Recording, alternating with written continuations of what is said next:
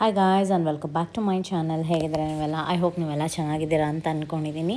ನಾನು ವೀಡಿಯೋನ ಹಾಗೆ ಸ್ಟಾರ್ಟ್ ಮಾಡ್ತಾಯಿದ್ದೀನಿ, ಏನೋ ಇಂಟ್ರೋ ಮಾಡ್ದಿರಾ. ನಿಮಗೆ ನಾನು ಬ್ಲೋ ಡ್ರೈ ಮಾಡ್ಕೊಳ್ಳೋದು ಹೇಗೆ ಅಂತ ಇವತ್ತು ನನ್ನ ವೀಡಿಯೋದಲ್ಲಿ ನಿಮಗೆ ತೋರಿಸ್ತಾ ಇದ್ದೀನಿ. ತುಂಬ ಜನ ವೆಯ್ಟ್ ಮಾಡ್ತಾಯಿದ್ರಿ ಇದೊಂದು ವೀಡಿಯೋಗೆ. ಆ್ಯಂಡ್ ಈ ಪ್ರಾಡಕ್ಟ್ ಲಿಂಕ್ ಬೇಕು ಅಂತ ಹೇಳಿದರೆ ಲಿಂಕು ನಾನು ಇನ್ಸ್ಟಾಗ್ರಾಮಲ್ಲಿ ಅಪ್ಲೋಡ್ ಮಾಡ್ತೀನಿ ರೀಲ್ಸಲ್ಲಿ. ನಿಮ್ಗೆ ಎಕ್ಸಾಕ್ಟಾಗಿ ಸಿಗಬೇಕು ಅಂತ ಹೇಳಿದರೆ ಇದರಲ್ಲಿ ಸುಮ್ಮನೆ ತುಂಬ ತಲೆನೋವು ಆಯಿತಾ ಲಿಂಕೆಲ್ಲ ಅಪ್ಲೋಡ್ ಮಾಡೋದು. ಬಿಕಾಸ್ ಇದೆಲ್ಲ ನಾನು ಯಾವ್ದಾದ್ರು ವೆಬ್ಸೈಟು ಆ ಥರದ್ರಲ್ಲಿ ತೊಗೊಂಡಿರ್ತೀನಿ, ಸುಮ್ಮನೆ ಕನ್ಫ್ಯೂಸ್ ಆಗುತ್ತೆ.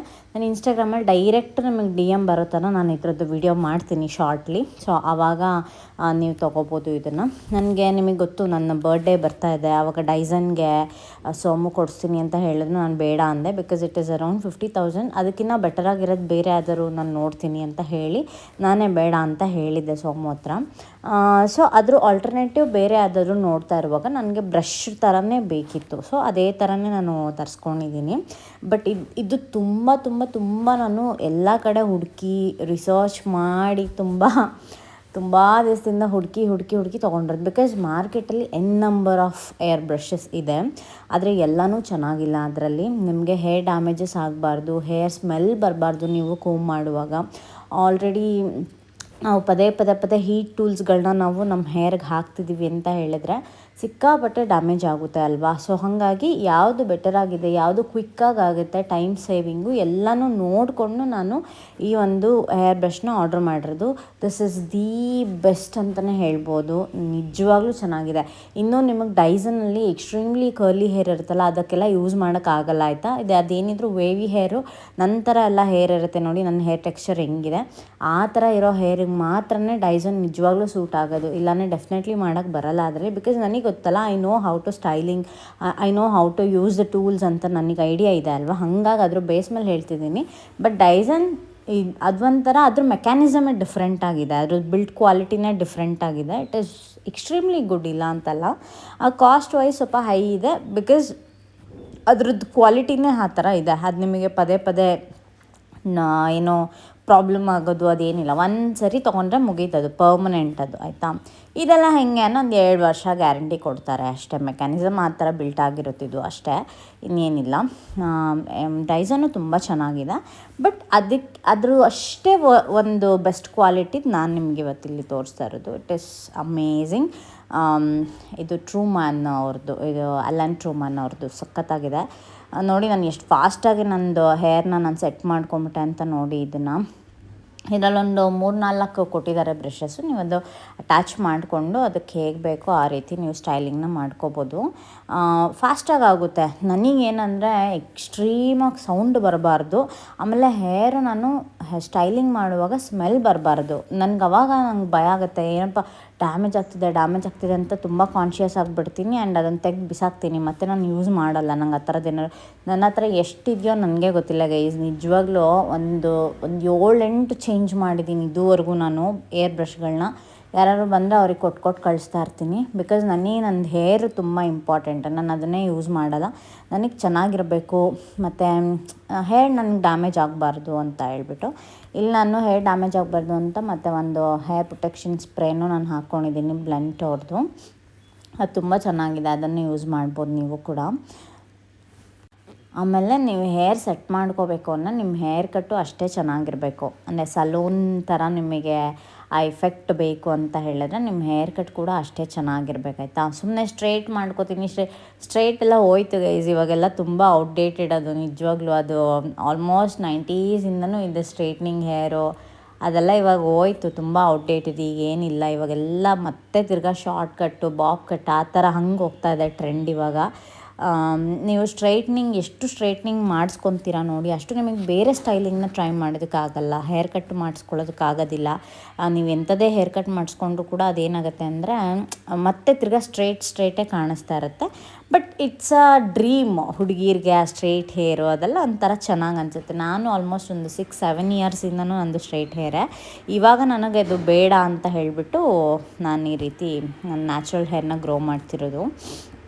ಜಸ್ಟ್ ಬಿಕಾಸ್ ನನ್ನ ನ್ಯಾಚುರಲ್ ಹೇರ್ ತುಂಬ ಚೆನ್ನಾಗಿದೆ. ನನ್ನ ನ್ಯಾಚುರಲ್ ಹೇರ್ದು ಟೆಕ್ಸ್ಚರು ಅಷ್ಟೇ ತುಂಬ ಎಕ್ಸ್ಟ್ರೀಮಾಗಿ ಚೆನ್ನಾಗಿದೆ. ಅದಕ್ಕೋಸ್ಕರ ನೋಡಿ ಇದರಲ್ಲಿ ಎಷ್ಟು ಬೌನ್ಸಿಯಾಗಿ ನೀವು ಮಾಡ್ಕೋಬೋದು ಅಂತ ನಾನು ನಿಮಗೆ ತೋರಿಸ್ತಾ ಇರೋದು. ಅದಕ್ಕೆ ನಾನು ಸ್ಲೋ ಮಾಡಿದ್ದೀನಿ, ಫಾಸ್ಟಾಗಿ ನಿಮಗೆ ತೋರಿಸಿಲ್ಲ. ನಿಮ್ಮ ಹೇರ್ ಕಟ್ ಚೆನ್ನಾಗಿತ್ತು ಅಂತ ಹೇಳಿದರೆ ನಿಮ್ಗೆ ಈ ಥರ ಬರುತ್ತೆ ಎಫೆಕ್ಟು. ನೋಡಿ ಎಷ್ಟು ಸಖತ್ತಾಗಿ ಬಂದಿದೆ. ಆ್ಯಕ್ಚುಲಿ ನಾನು ಪಾಪುದು ಆ್ಯನ್ಯುವಲ್ ಡೇ ಫಂಕ್ಷನ್ನಿಗೆ ರೆಡಿ ಆಗ್ತಿರೋದು. ತುಂಬ ಫಾಸ್ಟಾಗಿ ಮಾಡ್ಕೊಳ್ತಾ ಇದ್ದೀನಿ. ನನಗೆ ಅರ್ಜೆಂಟಾಗಿ ಹೋಗಬೇಕಿತ್ತು ನಾನು, ಹಾಗಾಗಿ ಇನ್ನೂ ನೀಟಾಗಿ ಸೆಟ್ ಮಾಡಿಲ್ಲ.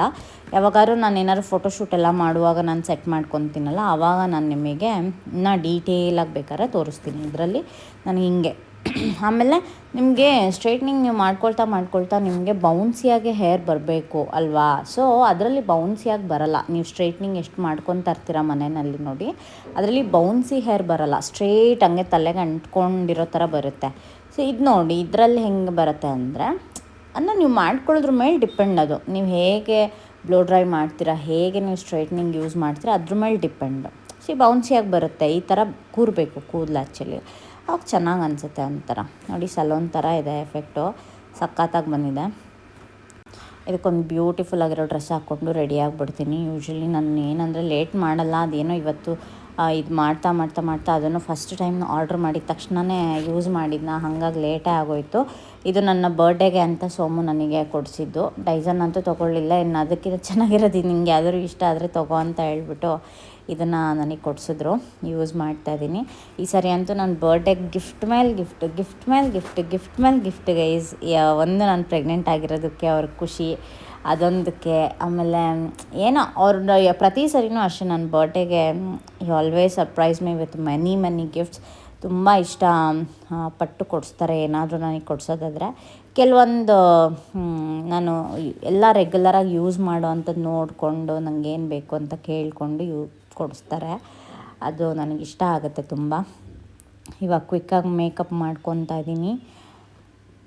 ಆಮೇಲೆ ಈ ಸರಿ ಅಂತೂ ನನಗೆ ಆಲ್ಮೋಸ್ಟ್ 1,00,000 ರೂಪೀಸ್ದು ಶಾಪಿಂಗ್ ಮಾಡಿಸಿರೋದು ಸೋಮು ನನಗೆ. ನೀನು 1,00,000ಅಲ್ಲಿ ನಿನಗೆ ಏನು ಇಷ್ಟ ಆಗುತ್ತೋ ಅದೆಲ್ಲ ತೊಗೋ, ನಿನಗೇನು ಇಷ್ಟ ಆಗುತ್ತೋ ಅದೆಲ್ಲ ಮಾಡು ಅಂತ ಆಲ್ಮೋಸ್ಟ್ 1,00,000 ನನಗೆ ಶಾಪಿಂಗಿಗೆ ಕೊಟ್ಟಿದ್ದು. ಸೊ ಅದು ನನ್ನ ಬರ್ಡೇ ಗಿಫ್ಟಿಗೆ ಇನ್ಕ್ಲೂಡ್ ಆಗಿಲ್ಲ. ಬರ್ಡೇ ಗಿಫ್ಟು ಅದು ಬೇರೆ ಸಪ್ರೇಟು. ಬಟ್ ಇದು ನನಗೆ ಜಸ್ಟ್ ನನಗೋಸ್ಕರ ಅಂತ 1,00,000 ನನಗೆ ಶಾಪಿಂಗಿಗೆ ಅಂತ ಕೊಟ್ಟಿದ್ದು ಸೋಮು. ಸೊ ಬರ್ಡೇ ಗಿಫ್ಟು ತುಂಬ ಇದೆ ಈ ಸರಿ. ಅದೆಲ್ಲ ನಿಮಗೆ ನನ್ನ ಬರ್ತಡೇ ದಿವಸನೇ ನಾನು ನಿಮಗೆ ಹೇಳ್ತೀನಿ. ಅದರಲ್ಲಿ ಇದನ್ನು ನಾನು ನಿಮಗೆ ಅವತ್ತು ಡೀಟೇಲಾಗಿ ತೋರಿಸ್ತೀನಿ. ಇವಾಗ ನನಗೆ ತುಂಬ ಕ್ವಿಕ್ಕಾಗಿ ಹೋಗಬೇಕು ನಾನು, ಹಾಗಾಗಿ ನಾನು ನಿಮಗೇನೋ ಇದರಲ್ಲಿ ಏನು ಎಕ್ಸ್ಪ್ಲೈನ್ ಮಾಡೋಕ್ಕಾಗ್ತಾಯಿಲ್ಲ ನನ್ನ ಕೈಲಿ.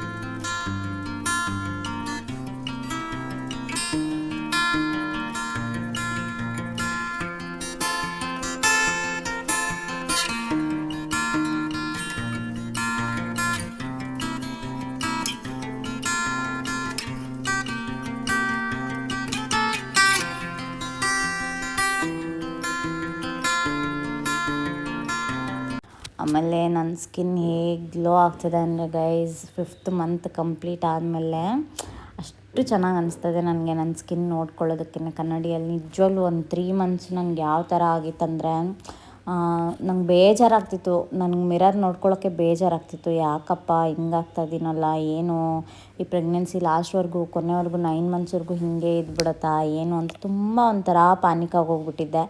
ಆಮೇಲೆ 5th ಮಂತಿಗೆ ಒಂದು 4ಗೆ ಎಂಟರ್ ಆಗಿದ ತಕ್ಷಣ ನಂಗೆ ವಾಮಿಟ್ ಎಲ್ಲ ನಿಂತೋಯ್ತು ಗೈಸ್. ಒಂದು ದಿನಕ್ಕೂ ಮತ್ತೆ ನನಗೆ ವಾಮಿಟ್ ಆಗಲಿಲ್ಲ ಆಯಿತಾ. ಬಟ್ 5th ಮಂತ್ ಎಲ್ಲ ಆದಮೇಲೆ ಇನ್ನೂ ನಿದ್ದೆ ಎಲ್ಲ ಚೆನ್ನಾಗಿ ಬರ್ತಾಯಿದೆ ಇವಾಗ.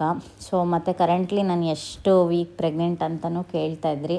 ನಾನು ಯಾವುದು ನಿಮಗೆ ತುಂಬ ಹಳೆ ವಿಡಿಯೋ ನಾನು ಯಾವುದೂ ಹಾಕ್ತಾಯಿಲ್ಲ. ಅದು ಬ್ಯಾಲೆನ್ಸ್ ವಿಡಿಯೋಗಳು ಅಷ್ಟೇ. ಅಂದರೆ ಫಸ್ಟ್ 3 ಮಂತ್ಸಲ್ಲಿ ಯಾರೂ ಏನೂ ಹೇಳಲ್ಲ ಅಲ್ವಾ, ಹಾಗಾಗಿ ಅದಕ್ಕೋಸ್ಕರ ನಾನು ಅದು 3 ವೀಡಿಯೋನ ಕಂಟಿನ್ಯೂಸ್ ಆಗಿ ನಿಮಗೆ ಹಾಕಿರೋದು, ಸ್ಕ್ಯಾನಿಂಗ್ ವೀಡಿಯೋಗಳು. ಅಷ್ಟು ಬಿಟ್ಟರೆ ಯಾವುದು ತುಂಬ ಬ್ಯಾಲೆನ್ಸ್ ವೀಡಿಯೋ ಯಾವುದೂ ಇಲ್ಲ.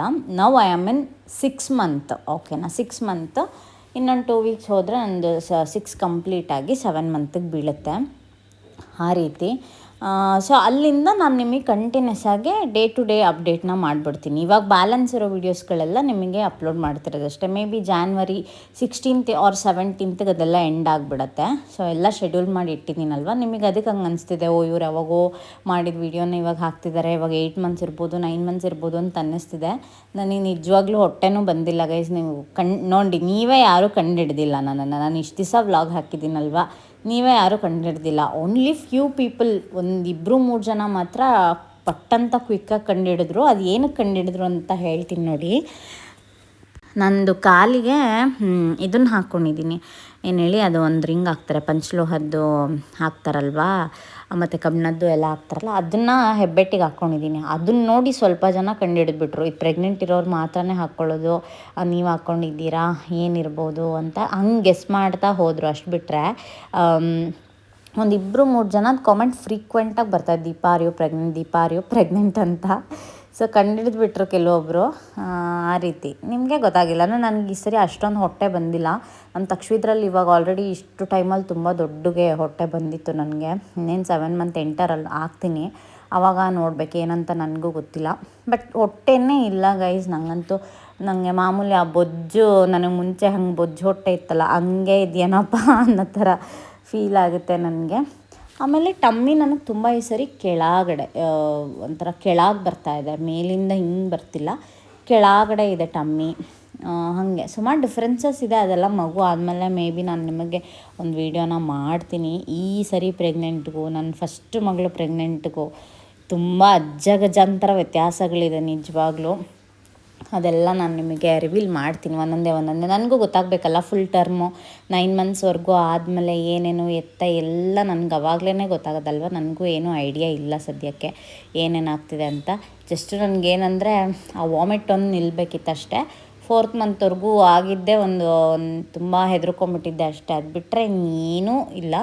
ಊಟ ಎಲ್ಲ ತುಂಬ ಚೆನ್ನಾಗಿ ಮಾಡ್ತಿದ್ದೀನಿ. ತಕ್ಷವಿದ್ರಲ್ಲಿ ಊಟನೇ ಸೇರ್ತಿರ್ಲಿಲ್ಲ ನನಗೆ. ಬರೀ ಫ್ರೂಟ್ ಬೌಲು, ಈ ರಾಗಿ ರೊಟ್ಟಿ ಇಷ್ಟೇ ತಿಂದಿರೋದು. ಬಟ್ ಇದರಲ್ಲಿ ಎಲ್ಲ ಥರ ಊಟನೂ ಮಾಡ್ತಾಯಿದ್ದೀನಿ. ಸ್ವೀಟ್ ಕ್ರೇವಿಂಗ್ಸ್ ಜಾಸ್ತಿ, ಎಲ್ಲದರಲ್ಲೂ ಸ್ವೀಟ್ ಹುಡುಕ್ತಾಯಿದ್ದೀನಿ, ಏನು ಸಿಗುತ್ತೆ ಅಂತ. ಬಟ್ ನನಗೆ ಶುಗರ್ ಬರುತ್ತೆ ಅಂತ ಹೆದರಿಕೆಗೆ ಏನು ತಿನ್ನಲ್ಲ ಜಾಸ್ತಿ, ಸ್ವಲ್ಪ ಅಷ್ಟೇ ಆ ಥರ.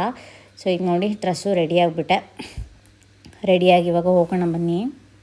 ತಕ್ಷವಿ ಸ್ಕೂಲಿಂದ ತುಂಬ ದೂರ ಇಟ್ಟಿದ್ರು ಲೊಕೇಶನ್ನು. ಐ ಫೆಲ್ಟ್ ವೆರಿ ಸ್ಯಾಡ್, ಯಾಕೆ ಇಷ್ಟು ದೂರ. ಆಮೇಲೆ ಇವಳಿಗೆ ಏನಂದರೆ ನಾವು ಈ ಥರ ಡ್ರೆಸ್ಗಳೆಲ್ಲ ನಾವು ಹಾಕೋದೇ ಇಲ್ಲ. ಅಳಕ್ಕೆ ಸ್ಟಾರ್ಟ್ ಮಾಡಿಬಿಟ್ಲು ಫಸ್ಟ್ ಡ್ಯಾನ್ಸಲ್ಲೇ ಜೋರಾಗೆ. ಅಲ್ಲಿ ಏನಾಯಿತು ಒಳಗಡೆ ಗೊತ್ತಿಲ್ಲ. ಐ ಥಿಂಕ್ ಏನಂದರೆ 4 o'clock ನಾವೆಲ್ಲ ಹ್ಯಾಂಡ್ ಓವರ್ ಮಾಡಬೇಕಿತ್ತು. ನಾವು ಹೋಗೋಷ್ಟರಲ್ಲಿ 4:30 ಆಗಿತ್ತಾಯ್ತಾ. ಅವರು ಫಂಕ್ಷನ್ ಸ್ಟಾರ್ಟ್ ಮಾಡಿ 5:36 ಆಗಿತ್ತು. ಫಸ್ಟು ದೊಡ್ಡ ಮಕ್ಕಳನ್ನ ಆಡಿಸ್ಬಿಟ್ರು. ಸಣ್ಣ ಮಕ್ಕಳು ಅಲ್ಲಿ ಒಳಗಡೆ ಆಬ್ವಿಯಸ್ಲಿ ಸ್ಕೂಲ್ ಬಿಟ್ಟು ಬೇರೆ ಯಾವುದೋ ಹೊಸ ಪ್ಲೇಸಲ್ಲಿ ತೊಗೊಂಡು ಹೋಗಿ ಮಕ್ಕಳನ್ನ ಹಾಕಿದಾಗ ಏನಾಗುತ್ತೆ ಅಂದರೆ, ಅವರು ಎಲ್ಲೋ ನಮ್ಮ ಪೇರೆಂಟ್ಸ್ ನಮ್ಮನ್ನೆಲ್ಲೋ ಬಿಟ್ಬಿಟ್ಟು ಹೋಗ್ಬಿಟ್ಟಿದ್ದಾರೆ ಅಂತ ಅವರಿಗೆ ಮೇ ಬಿ ಅವ್ರಿಗೆ ಆ ಥರ ಫೀಲ್ ಬರುತ್ತೆ. ಎಲ್ಲ ಮಕ್ಕಳು ಅಳ್ತಾಯಿದ್ರು. ಐ ಮೀನ್ ಪ್ಲೇ ಗ್ರೂಪ್ ಅವರು ನಾನು ಹೇಳೋದು. ಒಂದು 4 ಜನ ಮಕ್ಕಳು ಅಳ್ತಾಯಿದ್ರು, ಎಲ್ಲೋ 1-2 ಮಾತ್ರ ಖುಷಿಯಾಗಿದ್ದರು. ಹಾಗಾಗಿ ನನಗೆ ತುಂಬ ಬೇಜಾರಾಯ್ತು. ನಾನು ಸ್ಟೇಜ್ ಮೇಲೆ ಹೋಗೋಳನ್ನ ಕರ್ಕೊಂಬಂದ್ಬಿಟ್ಟೆ ಕೆಳಗಡೆ. ಮತ್ತು ಈ ಥರ ಡ್ರೆಸ್ಸೆಲ್ಲ ನಾವು ಇವಳಿಗೆ ಯಾವತ್ತೂ ಟಚ್ ಮಾಡಿಸಿಲ್ಲ.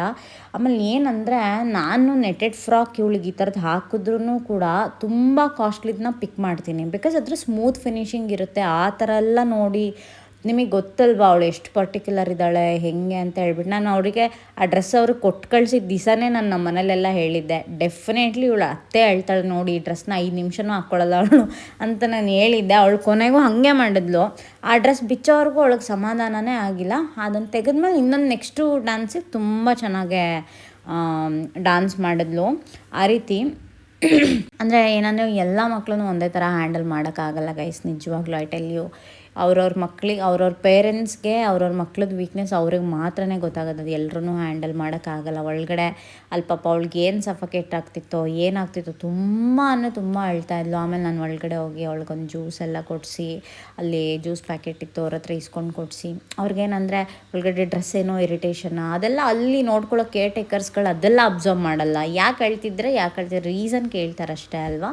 ಸೊ ಹಾಗೆ ಆಮೇಲೆ ಅಲ್ಲಿ ಹೋದ್ಮೇಲೆ ಆ ಡ್ರೆಸ್ಸೆಲ್ಲ ಹಿಂಗೊಂದು ಸ್ವಲ್ಪ ರಿಮೂವ್ ಮಾಡಿದ್ಮೇಲೆ ಅವಳು ಸಮಾಧಾನ ಆಗಿದ್ದು ನನ್ನ ಮುಖ ನೋಡಿದ್ಮೇಲೆ. ಹಂಗೆ ಮೋಸ್ಟ್ಲಿ ಹೆದರ್ಕೊಂಬಿಟ್ರು ಅವರೆಲ್ಲ, ಎಲ್ಲೋ ಬಿಟ್ಬಿಟ್ಟಿದ್ದಾರೆ ನಮ್ಮ ಮಕ್ಕಳು ಅಂತ. ನನಗೇನಂದರೆ ನನಗೊಂದು ಐಡಿಯಾ ಏನು ಅನಿಸ್ತು ಅಂತ ಅಂದರೆ ಹಿಂಗೆ ಮಾಡಬಹುದಿತ್ತು ಅಂತ.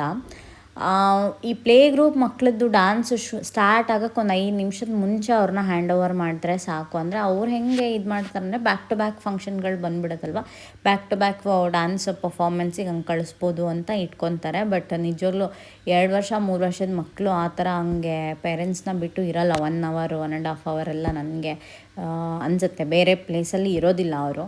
ಸೊ ಒಂದು 5 ನಿಮಿಷದ ಮುಂಚೆ ಸ್ಟೇಜ್ ಹತ್ರ ಹ್ಯಾಂಡ್ ಓವರ್ ಮಾಡಿಬಿಟ್ಟಿದ್ದಿದ್ರೆ ಮೇ ಬಿ ಎಲ್ಲರೂ ಕೂಲಾಗಿರ್ತಿದ್ರು ಅಂತ ಅನಿಸುತ್ತೆ. ನೋಡಿ ಎಲ್ಲರೂ ಆಲ್ಮೋಸ್ಟ್ ಹೆಂಗೆ ಅಳ್ತಾ ಇದ್ದಾರೆ.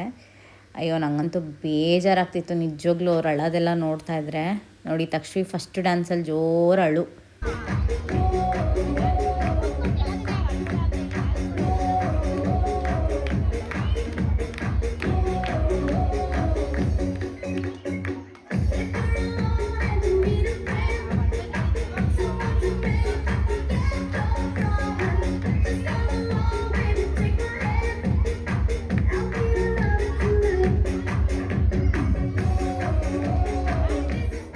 ನಾನು ತಕ್ಷಣ ಅಬ್ಸರ್ವ್ ಮಾಡ್ದಂಗೆ ಅವಳಿಗೆ ಸ್ಟೇಜ್ ಫಿಯರ್ ಎಲ್ಲ ಇಲ್ಲವೇ ಇಲ್ಲ ನಾನು ನೋಡ್ದಂಗೆ.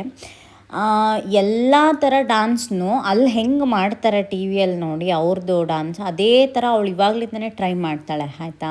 ಸೊ ಅವಳು ಅಳ್ತಾಳೆ ಅಂತ ನಾವು ಯಾರೂ ಎಕ್ಸ್ಪೆಕ್ಟೇ ಮಾಡಲಿಲ್ಲ. ಆಮೇಲೆ ನಂಗೆ ಬೇಜಾರಾಯಿತು ಫಸ್ಟು, ಯಾಕೆ ಈ ಥರ ಅಳ್ತದೆ ಮಗು, ಎಷ್ಟು ಕಷ್ಟದ್ದು ಸ್ಟೆಪ್ಸ್ ಎಲ್ಲ ಹಾಕ್ತಾಳೆ, ಟ್ರೈ ಮಾಡ್ತಾಳೆ ಅಟ್ಲೀಸ್ಟು, ಅವಳು ಅಷ್ಟು ಚೆನ್ನಾಗಿ ಡಾನ್ಸ್ ಮಾಡ್ತಾಳೆ, ಏನಕ್ಕೆ ಹಿಂಗೆ ಅಳ್ತಿದ್ದಾಳಲ್ಲ ಅಂತ. ಮತ್ತು ಅವಳು ಸ್ಟೇಜ್ ಮೇಲೆ ಬಂದು ಅಳಕ್ಕೆ ಸ್ಟಾರ್ಟ್ ಮಾಡಲಿಲ್ಲ, ಒಳಗಿಂದನೇ ತುಂಬ ಹೊತ್ತಿಂದನೇ ತುಂಬ ಅಳ್ತಾನೇ ಇದ್ಲ. ಮತ್ತು ಅವ್ರು ಕರ್ಕೊಂಬಂದು ಡೈರೆಕ್ಟಾಗಿ ಸ್ಟೇಜ್ ಮೇಲೆ ಬಿಟ್ಟರು, ಅಲ್ಲೂ ಅಳು ನಿಲ್ಲಿಸಿಲ್ಲ ಅವಳು. ಸೊ ನನಗಂತೂ ಸಖತ್ ಬೇಜಾರಾಗೋಯ್ತು ನೋಡಿ, ಮುಗಿದ್ರೂ ಅಳ್ತಾನೇ ಇದ್ಲು.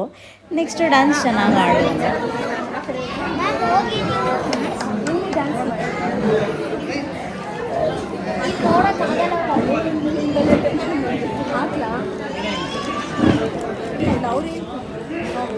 ಅಯ್ಯೋ ಆನ್ ಮಾಡಿ ಬೇಗ, ಅವಳು ಹತ್ತಿಲ್ಲ ಅಂದರೆ ಸಾಕೀಗ ನನಗೆ.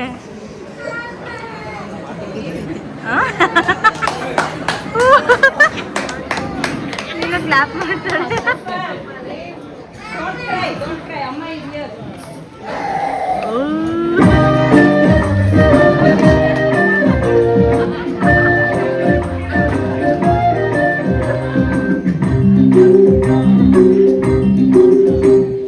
ಬೆಂಡೆಕಾಯಿ ತೊಂಡೆಕಾಯಿ ತೋಟದಲ್ಲಿದೆ, ಉಂಡೆ ಉಂಡೆ ಬೆಲ್ಲ ಬೆಲ್ಲ ಡಬ್ಬದಲ್ಲಿದೆ. ಬೆಂಡೆಕಾಯಿ ತೊಂಡೆಕಾಯಿ ತೋಟದಲ್ಲಿದೆ, ಉಂಡೆ ಉಂಡೆ ಬೆಲ್ಲ ಬೆಲ್ಲ ಡಬ್ಬದಲ್ಲಿದೆ.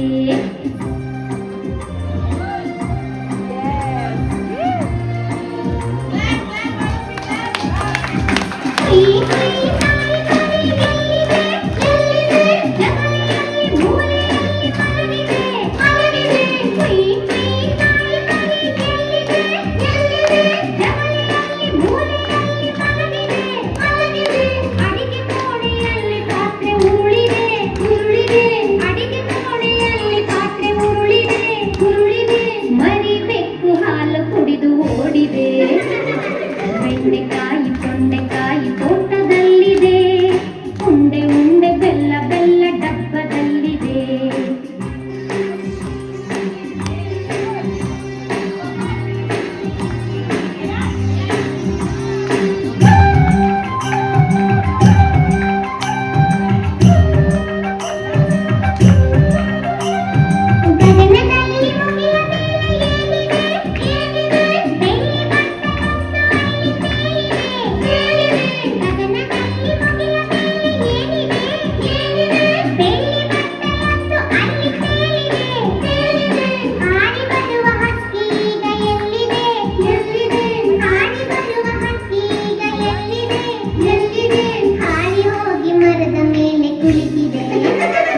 ಬೆಂಡೆಕಾಯಿ ತೊಂಡೆಕಾಯಿ ತೋಟದಲ್ಲಿದೆ, ಉಂಡೆ ಉಂಡೆ ಬೆಲ್ಲ ಬೆಲ್ಲ ಡಬ್ಬದಲ್ಲಿದೆ.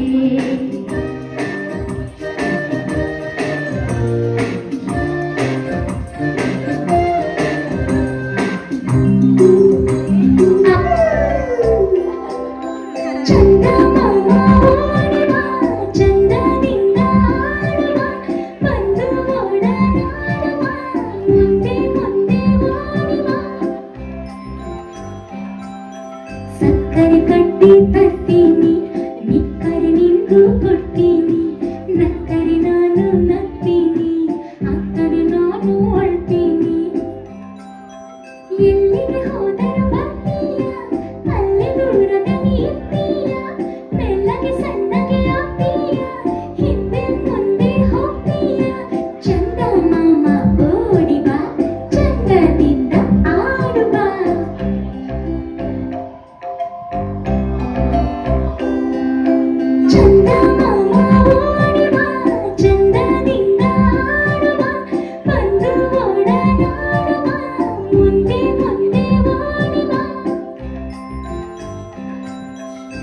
ಸಕ್ಕರೆ ಕಟ್ಟಿ ತರ್ತೀನಿ ಮಿಕ್ಕರೆ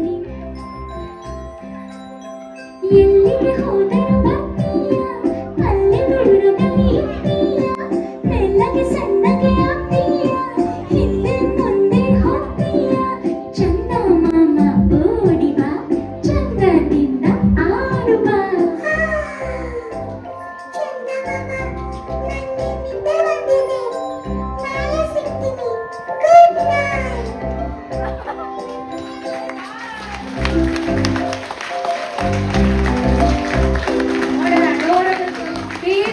ಕ್ಯೂಟ್ ಎಕ್ಸ್ಪ್ರೆಷನ್ ನಿಜವಾಗ್ಲೂ ಪ್ರೈಸ್ಲೆಸ್ ಅಂತಲೇ ಹೇಳ್ಬೋದು. ನಿಜ ಸಣ್ಣ ಮಕ್ಕಳು ಡ್ಯಾನ್ಸ್ ಆಡೋದು ನೋಡೋಕೆ ತುಂಬ ಅಂದರೆ ತುಂಬ ಕ್ಯೂಟಾಗಿರುತ್ತೆ. ಆಲ್ಸೋ ಅವ್ರ ಟೀಚರ್ಸು ಅಷ್ಟೇ ತುಂಬ ಕೋಪ್ರೇಟಿವ್, ಅವರೆಲ್ಲ ತುಂಬ ಇಷ್ಟಪಡ್ತಾರೆ ಅವಳನ್ನು ಸಹ. ಸಚ್ ಎ ಪ್ಯಾಂಪರ್ಡ್ ಒಂದು ಕಿಡ್ ಅಂತಲೇ ಹೇಳ್ಬೋದು. ಅವಳು ಸ್ಕೂಲಲ್ಲಿ ನಿಜವಾಗ್ಲೂ ತುಂಬ ಇಷ್ಟಪಡ್ತಾರೆ. ಬಿಕಾಸ್ ಅವಳು ಫಸ್ಟು ಡೇ ಸ್ಕೂಲಿಗೆ ಜಾಯ್ನ್ ಆದಾಗಿಂದ ಒಂದು ಸರಿನೂ ಒಂದು ದಿನವೂ ಅವಳು ಹತ್ತಿಲ್ಲ ಸ್ಕೂಲ್ಗೆ ಹೋಗೋದಕ್ಕೆ ಅಂತ ಹೇಳಿಬಿಟ್ಟು. ಸೊ ಹಾಗಾಗಿ ಅವಾಗಿಂದನೂ ಅವಳೊಂಥರ ಫೇವ್ರೆಟ್ ಕಿಡ್ಡು. ತುಂಬ ಚೆನ್ನಾಗಿ ನೋಡ್ಕೊತಾರೆ, ಚೆನ್ನಾಗಿ ಆರ್ಗನೈಸ್ ಮಾಡಿದರು, ಎಲ್ಲನೂ ತುಂಬ ಚೆನ್ನಾಗಿತ್ತು. ಆ ಡ್ಯಾನ್ಸ್ ಎಲ್ಲ ಚೆನ್ನಾಗಾಯಿತು, ಎಲ್ಲ ಮಕ್ಕಳು ಚೆನ್ನಾಗಿ ಆಡಿದ್ರು. ಮತ್ತು ಟೀಚರ್ಸ್ ಎಲ್ಲ ತುಂಬ ಅವ್ರನ್ನ ಚೆನ್ನಾಗಿ ಟ್ರೈನ್ ಮಾಡಿದರು. ಅವತ್ತಿಗೆ ಚೆಂದ ಇತ್ತು ಪ್ರೋಗ್ರಾಮ್, ಒಂಥರ ನೋಡೋಕ್ಕೆ. ಪೇರೆಂಟ್ಸ್ಗೂ ಗೇಮ್ ಎಲ್ಲ ಇತ್ತು. Somshekhar. Shivakumar. Okay, let's start the second round. Ready? Start. Please ದಯವಿಟ್ಟು ಎಂಕರೇಜ್ ಮಾಡಿ.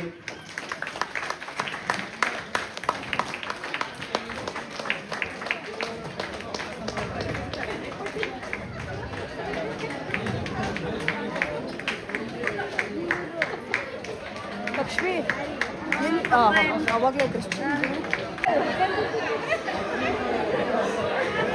ತಲೆ ಸುತ್ತಾ ಇದೆ ಅನ್ಸುತ್ತೆ ಅವ್ರಿಗೆ. Give a good applause for ನಾನು ನೋಡಿ ಬೇಜಾರಾಗೆ ಬಂದ್ವಿ. ಮೇಘನ ಫುಟ್ಟಿಗೆ ಊಟ ಮಾಡ್ಕೊಂಡು ಹಂಗೆ ಮನೆಗೆ ಹೋಗೋಣ ಅಂತ ಅಂದ್ಕೊಂಡು ಬಂದ್ವಿ. ಈ ಮಕ್ಕಳಲ್ಲಿ 2-3 ಥರ ಇರ್ತಾರೆ ಗೈಸ್, ಆಯಿತಾ. ಡೈಲಿ ಎಲ್ಲದಕ್ಕೂ ಅಳೋ ಅಂಥ ಮಕ್ಕಳನ್ನ ಅದು ಡೈಲಿ ನೋಡೋ ಪೇರೆಂಟ್ಸ್ ನಿಜವಾಗ್ಲೂ ಅದ್ರ ಬಗ್ಗೆ ಏನೂ ತಲೆ ಕೆಡಿಸ್ಕೊಳ್ಳಲ್ಲ. ಇರಲಿ ಬಿಡು, ಎಲ್ಲದಕ್ಕೂ ಎಲ್ಲದಕ್ಕೂ ಅಳ್ತಾಳೆ ಅಂತ ಅಂದ್ಕೊಂಡು ಸುಮ್ಮನಾಗ್ಬಿಡ್ತಾರೆ. ಬಟ್ ಕೆಲವು ಮಕ್ಕಳು ಹೆಂಗೆ ಗೊತ್ತಾ, ಏನಾದರೂ ಅವ್ರಿಗೆ ಪರ್ಟಿಕ್ಯುಲರಾಗಿ ನೋವು ಆದರೆ ಮಾತ್ರನೇ ಅಳೋದು, ಏನಾದರೂ ಇರಿಟೇಷನ್ ಆದರೆ ಮಾತ್ರನೇ ಅಳೋದು. ಸೊ ಆ ಕ್ಯಾಟಗರಿ ನನ್ನ ಮಗಳು ಸೇರ್ಕೊಂಡಿರೋದಾಯ್ತಾ. ಅವಳಿಗೆ ಹೆಂಗೆ ಅಂದರೆ ನಮ್ಮನೇಲಿ ಎಲ್ಲರೂ ಟೆನ್ಷನ್ ಆಗಿಬಿಡ್ತೀವಿ. ಎಲ್ಲರೂ ಒಂದು ಸೆಕೆಂಡ್ಗೆ ಏನು ಮಾಡಬೇಕು ಏನು ಎಲ್ಲ ಪ್ಲ್ಯಾನ್ಸ್ ಎಲ್ಲ ಉಲ್ಟಾ ಪಲ್ಟಾ ಮಾಡೋ ಅಷ್ಟು ತಲೆ ಕೆಡ್ಸ್ಕೊಂಬಿಡ್ತೀವಿ ನಾವು. ಎಲ್ಲಾದರೂ ಹೊರಟು ನಿಂತಿದ್ರೆ ಹಂಗೆ ಕ್ಯಾನ್ಸಲ್ ಮಾಡ್ಕೊತೀವಿ ಎಲ್ಲ ಆ ಥರ. ಅವಳು ಅಳಲ್ಲ ಸಾಮಾನ್ಯ, ಯಾವುದಕ್ಕೂ ಅವಳು ಜಾಸ್ತಿ ಅಳೋದಿಲ್ಲ. ಅವಳಿಗೆ ಅಂಟಿಲ್ಲ ಅನ್ಲೆಸ್ ಅವಳಿಗೇನೋ ಪೇಯ್ನ್ ಆಗ್ತಿದ್ರೆ ಒಳಗಡೆ, ಅವಳಿಗೇನೋ ತುಂಬ ಅವಳಿಗೆ ಇರಿಟೇಷನ್ ಆಗ್ತಿದ್ರೆ, ಅಥವಾ ಅವಳಿಗೇನೋ ಅವಳಿಗೆ ಯೂಶಲಾಗಿ ಇಲ್ಲದೆ ಇರೋದು ಏನೋ ಆಗಿದ್ದರೆ ಮಾತ್ರನೇ ಅವಳು ತುಂಬ ಅಳೋದು. ಎಂತೆಂಥ ಏಟು ಮಾಡ್ಕೊಂಡೋಗು 5 ನಿಮಿಷ ಅಳತ್ತೆ ಮತ್ತೆ ಸುಮ್ಮನಾಗ್ಬಿಡುತ್ತೆ. ಅಷ್ಟು ಕಾಮ್ ಬೇಬಿ ಅವಳು ನಿಜವಾಗ್ಲೂ ಹೇಳ್ಬೇಕಂದ್ರೆ. ಹಠ ಇದೆ, ಹಠಕ್ಕೂ ಅಳೋದಕ್ಕೂ ತುಂಬ ವ್ಯತ್ಯಾಸ ಇದೆ. ಹಾಗಾಗಿ ನಾವು ಅವಳು ಏನಾರು ಅಳಕ್ಕೆ ಸ್ಟಾರ್ಟ್ ಮಾಡಿಬಿಟ್ರೆ ನಮ್ಮ ಮನೇಲಿ ಆಲ್ಮೋಸ್ಟ್ ಎಲ್ಲರಿಗೂ ಟೆನ್ಷನ್ ಸ್ಟಾರ್ಟ್ ಆಗೋಗ್ಬಿಡುತ್ತೆ. ನಮ್ಮಮ್ಮನೂ ಬೇಜಾರು ಮಾಡ್ಕೊಂಬಿಟ್ರು, ಯಾಕೆ ಅಷ್ಟು ಹತ್ತು ಬಿಟ್ಲಲ್ಲ ಅಂತ. ಅವಳು ಡ್ಯಾನ್ಸ್ ಮಾಡಿದ್ರು ಪರವಾಗಿಲ್ಲ, ಅಳ್ತಿದ್ಲಲ್ಲ ಅಂತ ನಮಗೆಲ್ಲ ತುಂಬ ಟೆನ್ಷನ್ ಆಗಿತ್ತು. ಬಟ್ ಎನಿವೇಸ್ ನೆಕ್ಸ್ಟ್ ಡ್ಯಾನ್ಸ್ ಚೆನ್ನಾಗಿ ಖುಷಿಯಿಂದ ಮಾಡ್ತಲ್ಲ, ಆವಾಗ ಒಂದು ಸ್ವಲ್ಪ ಸಮಾಧಾನ ಆಯಿತು. ಓಕೆ, ಅವಳು ಇವಾಗ ಆರಾಮಾಗಿದ್ದಾಳೆ ಅನ್ನೋ ಥರ.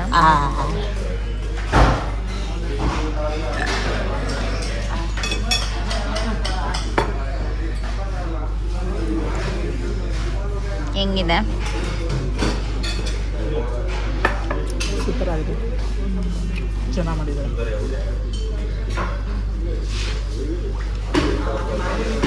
ನಾನು ತಿನ್ಬೇಕು.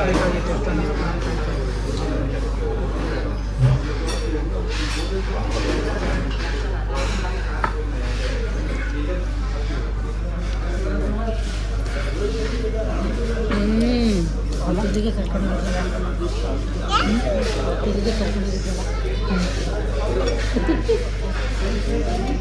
Really tasty. ಎಲ್ಲಿ ಕರ್ಕೊಂಡು ಹೋಗಿದ್ದು? ಅಲ್ಲಿಂದ ಎಲ್ಲರೂ ಊಟ ಮುಗಿಸ್ಕೊಂಡು ಆಲ್ಮೋಸ್ಟ್ ಹೊರಟ್ವಿ. ಏನಿಲ್ಲ, ತುಂಬ ಸಿಂಪಲ್ಲಾಗಿ ತೊಗೊಂಡಿದ್ವಿ. ಬಿಕಾಸ್ ನಂಗೆ ತುಂಬ ಟಯರ್ಡ್ ಆಗಿತ್ತು. ಒಂದು ಲಾಂಗ್ ಡ್ರೈವ್ ಅಲ್ವಾ, ಒಂದು ಸ್ವಲ್ಪ ನಂಗೆ ಟಯರ್ಡ್ ಆಗಿತ್ತು. ನಾನು ಅಷ್ಟು ದೂರ ಯಾವಾಗೂ ಈ ರೀಸೆಂಟ್ ಡೇಸಲ್ಲಿ ಹೋಗಿರಲಿಲ್ಲ. ಹಾಗಾಗಿ ಒಂಚೂರು ಟಯರ್ಡ್ ಅನಿಸ್ತಿತ್ತು, ಸೊಂಟ ನೋವ್ತಾಯಿತ್ತು. ಹಾಗಾಗಿ ಬೇಗನೆ ಹೋಗ್ಬಿಟ್ವಿ. ಮನೆಗೆ. ನಮ್ಮನೆ ಹತ್ರನೇ ಇರೋದು ಮೇಘ್ನಾ ಫುಡ್ಡು, ಬಟ್ ಸ್ಟಿಲ್ ಮುಗಿಸ್ಕೊಂಡು ಬೇಗನೆ ಹೊರಟ್ಬಿಟ್ವಿ. ಅದರಿಂದ ನೆಕ್ಸ್ಟ್ ಡೇ ವ್ಲಾಗು ನಾನು ಇಲ್ಲೇ ಅಟ್ಯಾಚ್ ಮಾಡಿರ್ತೀನಿ. ಐ ಹೋಪ್ ಈ ವಿಡಿಯೋ ನಿಮಗೆ ಇಷ್ಟ ಆಗಿರುತ್ತೆ. ಗೊಂಬೆ ಡ್ಯಾನ್ಸ್ ಹೇಗಿತ್ತು ಅಂತ ಕಾಮೆಂಟ್ ಸೆಕ್ಷನಲ್ಲಿ ಹೇಳೋದನ್ನ ಮರಿಬೇಡಿ ಆಯಿತಾ. ಅವರ ಟೀಚರ್ಸ್ ಆಗಲಿ, ಅವರ ಒಂದು ಟೀಮ್ ಆಗಲಿ ಅವಳನ್ನು ತುಂಬ ಮುದ್ದಾಗೆ ಸಮಾಧಾನ ಮಾಡ್ತಾಯಿದ್ರು. ಅವಳ ಹತ್ರನೂ ಸ್ಟೇಜ್ ಮೇಲೆ ಹೋಗೋಳನ್ನ ಪರ್ಟಿಕ್ಯುಲರಾಗಿ ಮಾತಾಡ್ತಿದ್ರು. ಅದೆಲ್ಲ ಖುಷಿ ಆಯ್ತು ನನಗೆ.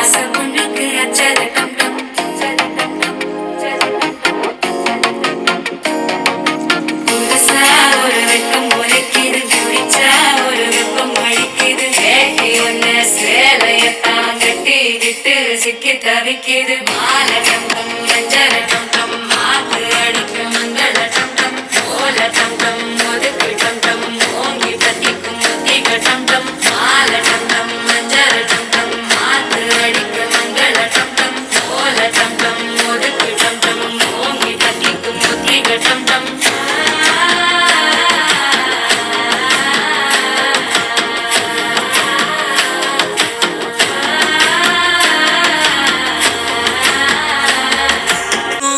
ಇಡೀ ಏರಿಯಾ ಬ್ಯೂಟಿ ನೀನು